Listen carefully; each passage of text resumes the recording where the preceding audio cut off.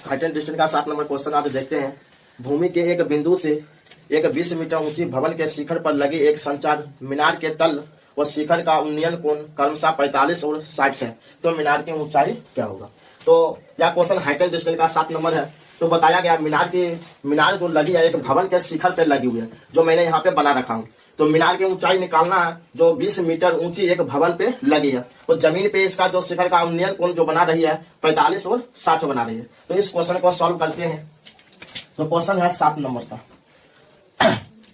जो यहाँ पर ले लेते हैं। माना कि मीनार की ऊंचाई यदि ए बी से यदि चलते हैं तो ए बी सी डी, तो यहाँ पर ले लेते हैं माना कि मीनार की ऊंचाई BC बराबर h मीटर।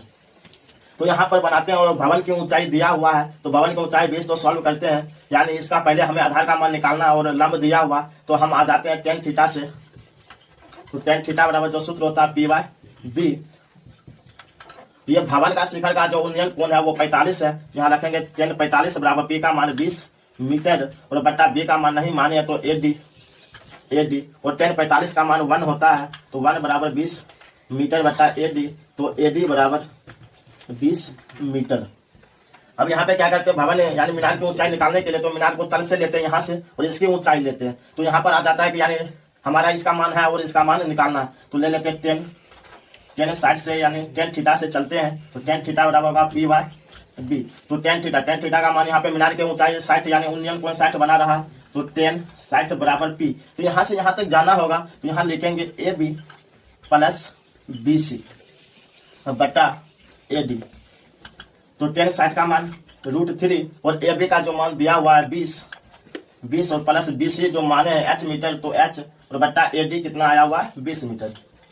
तो यहाँ से मल्टीप्लाई करते हैं, तो यानी 20 प्लस h बराबर 20√3, तो h बराबर बन के आया 20√3 माइनस 20। यहाँ पे 20 का कोमा यदि लेते हैं तो √3 माइनस 1 जो h का हमें मीनार की ऊंचाई आ जाता है। यानी मीनार की ऊंचाई बराबर 20 प्लस यानी 20 × 3 - 1, ये हमारा मीनार की ऊंचाई आंसर।